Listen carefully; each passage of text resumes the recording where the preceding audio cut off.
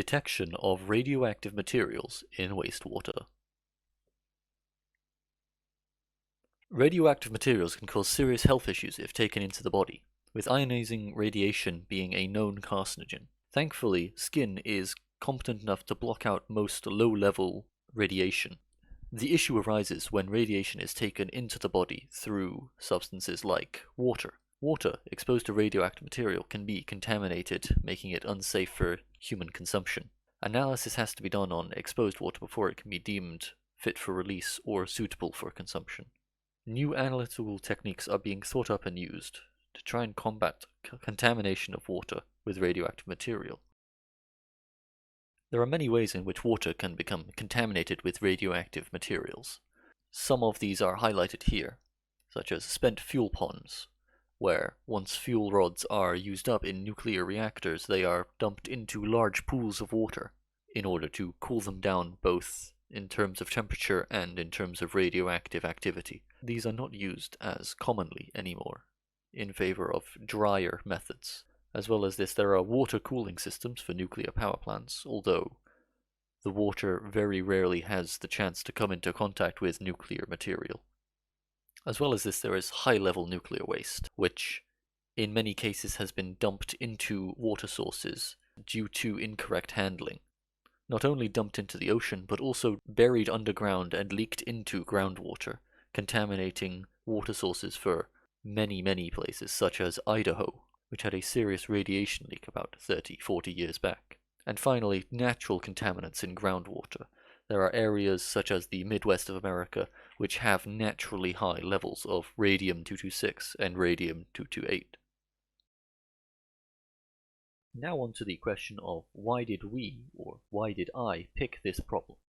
Well, nuclear power is not going to go away very quickly. It is one of the best power sources we have at our availability, but that is a whole argument or discussion in itself. So to gloss over this, nuclear power produces a lot of electricity at the cost of generating a lot of radioactive waste. Radioactive waste has to be dealt with correctly, otherwise it can cause issues with contamination of the environment in general. Better methods of detecting radioactive material using analytical chemistry is helpful not only for dealing with issues when they arise, but also detecting the issues as soon as they become issues, such as a minor radiation leak. If analytical chemistry can be used to reduce the fatality of nuclear radiation, whether from man-made or natural sources, it should be done. The role of analytical chemistry is to come up with techniques to detect radioactive particles, either in the air or in the water. In this instance, water, as we're talking about the analysis of water. Geiger-Müller tubes, the most well-known radiation detector, cannot work for water as it detects gaseous particles. Other techniques had to be developed for the analysis of water, such as alpha particle spectrometry and liquid scintillation counting.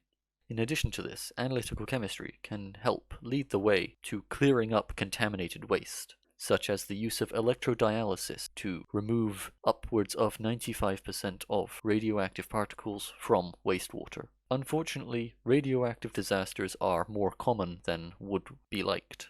In the last 42 years, 3 large ones, Fukushima, Chernobyl, and 3 Mile Island, have taken place. In addition to this, Windscale, the largest nuclear disaster to happen on UK soil, happened merely 70 years ago. With Fukushima, analytical chemistry was immediately required to detect radioactive material in the water. It is thanks to analytical chemistry that Fukushima was able to be dealt with on such a swift and sensible timescale. With Chernobyl, there was a chance that radioactive material could have leaked into the Dnieper reservoir system, which would have affected the water supply to Kiev, and could have affected the water supply to upwards of 2 million people at the time. While there was large-scale impact, it was not as large as it could have been. Alpha spectrometry. It measures the energies of alpha particles emitted from alpha particle emitting sources, such as plutonium-239, plutonium-240, etc. It has high sensitivity due to the fact that there is little background radiation of alpha sources. The theory behind it works like mass spec. Alpha particles which are emitted are accelerated towards a detector. The energy of the detection is recorded, and each alpha emitter has a specific energy. The drawbacks include a long wait time to actually analyze each sample, as well as an inability to separate some alpha emitters due to the energies being very, very similar. In this instance, plutonium-239 has 15 mega electron volts, and plutonium-240 has 15.3 mega electron volts. It's also not good for fieldwork, as it is a large machine. You'd have to take samples back to the lab to actually analyze them. Liquid scintillation counting. Apologies for incorrect pronunciation. The sample is placed into a cocktail of reagents, including organic aromatic solvents such as toluene and scintillators or fluors, which are used to generate photons later on in the method. Alpha, beta, and low levels of gamma particles can interact with the pi orbitals of the organic aromatic solvent, exciting them. This energy is then passed on to the scintillators, or the fluors, which then de-excite to release a photon. The photons are then counted, hence the name liquid scintillation counting. The efficiencies can be upwards of 80% for things such as carbon-13, but also as low as 1% for certain gamma emissions. It's also generally only used for beta-emitting elements, carbon-13, tritium, nitrogen, oxygen, etc. Solid-state nuclear track detector works similar in theory to cloud chambers. A piece of plastic, CR39, is placed over a test sample of water, similarly to placing a lid on the container. The plastic polymer is then left for a certain amount of time, say 2 days, after which the plastic is removed and etched, revealing the patterns left behind by the radioactive material, similarly to that of a cloud chamber where you can see the trails which the particles lead.